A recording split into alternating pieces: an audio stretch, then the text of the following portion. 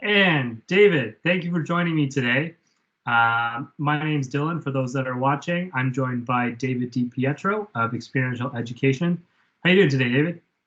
Doing pretty well. How about yourself? Yeah, good. Trying to survive in this kind of quarantine lifestyle and trying to find things to do amidst work, but it's rather tough sometimes, Yeah, right? at least the sun's out today, which is a positive.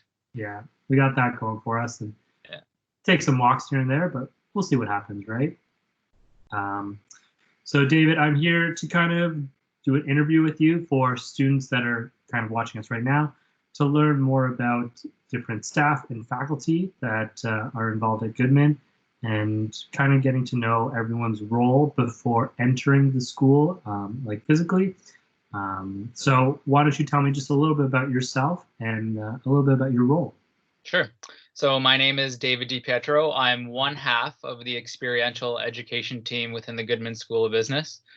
So experiential education, experiential can be a little bit of a tough word, or it gets confusing sometimes. But really, the way that we do experiential learning in Goodman is we get our students to work on projects or assignments that are not as traditional as you'd expect. So not working out of a textbook, not doing a case study. It's a way for our students to really think outside the box and do projects or assignments that get them involved in the community. So the biggest way that we do this is with community-based projects. So we work with a lot of different community partners, both for-profit and not-for-profit, mostly within the Niagara region. And what we try to do is put those projects in classes where it aligns with what they're learning. And that can be as beginner as a first semester course, where we do a really small project, all the way up into a fourth year and an MBA course where it's a true consulting style project. Um, Students work on these projects term-based, so it's always built into a semester, built into a course. Some students, by the time they graduate, are able to have 5 or 6 different projects, while others, depending on what stream or courses that you've been taking, might have fewer. But the goal is always that we try to really operate as an experiential faculty and give students as much exposure to community as possible. It's great. So, if you were to take the past few years as an example, what type of projects could students get involved in, or what have been kind of the standout projects in your mind that students have done, or maybe is there a standout kind of partnership with another organization that comes to mind that people might want to know about? So projects can range anywhere from marketing, social media. We do some on the accounting side, operations, get into a lot of data analytics as well. But I'd say the most common are probably in marketing. As you can imagine, being a community where we have a lot of small business and a lot of not-for-profits, we have that need in the community for that type of help. And our students, being that generation that really is into social media, understands marketing, kind of marketing to a different demographic, they're able to help and align what they're learning in their courses with some of the challenges that those community partners are facing.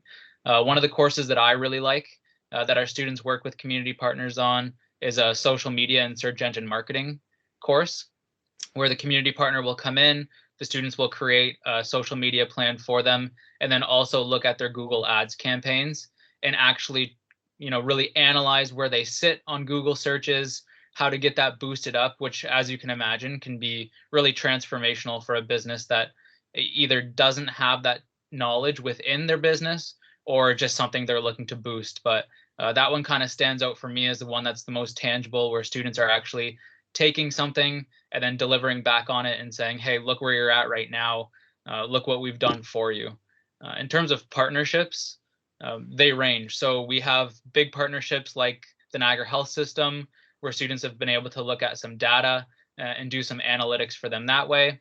And then we also have some really great partnerships within the community with some mom and pop shops. So restaurants, bakeries, kind of those more hands-on retail stores. So the possibilities are endless, and the partners go from big to small, which is really nice. That's awesome.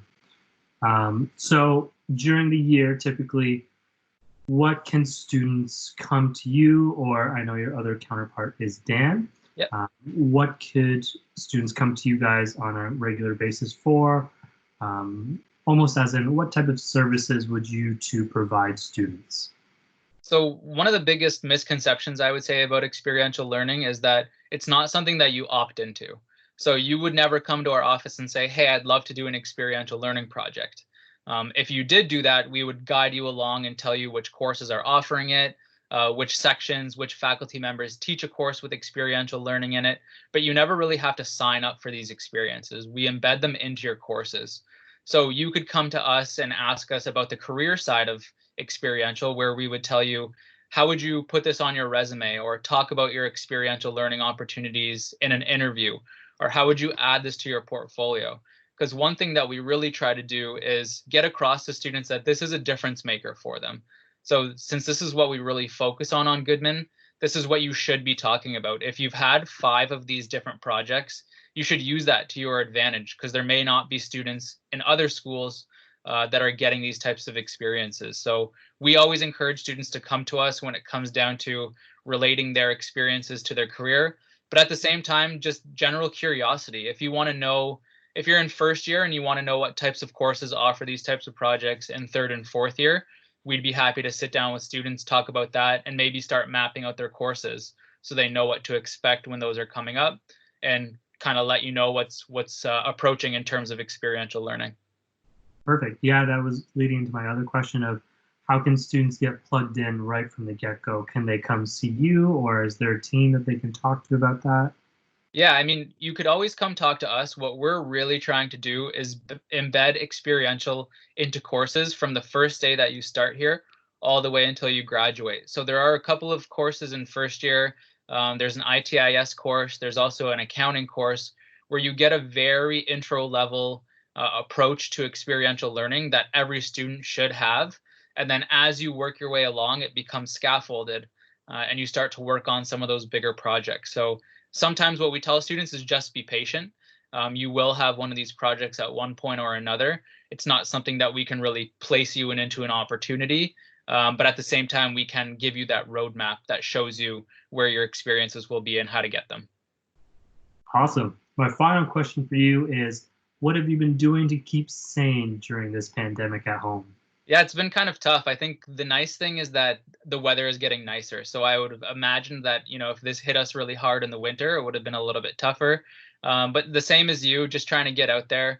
Have been running a lot, which is awesome. I live near some really cool trails in the Welland Canal as well. So that's been really cool. Doing stuff around the house. I think this is the perfect time to kind of look at what some of those projects are like. Maybe some of the stuff that you've been avoiding, like pulling some weeds or doing some gardening. But other than that, yeah, starting some little projects around the house, trying to stay sharp in terms of always learning, like whether it's work stuff or reading or watching some videos online, just trying to stay productive during this time and look at some of the more positives rather than the negatives. True. Well, David, thank you for joining me, and thank you for telling us a little bit more about experiential education. And yeah, do you have anything else to say to the audience before we sign off? No, just look forward to meeting any new incoming students. And as always, our doors are open. So if you ever have any questions, feel free to send an email, drop by, or generally say hi in the hallway. We're always happy to have conversations. Perfect. Thank you, David. Happy to have you. Thanks, Dylan.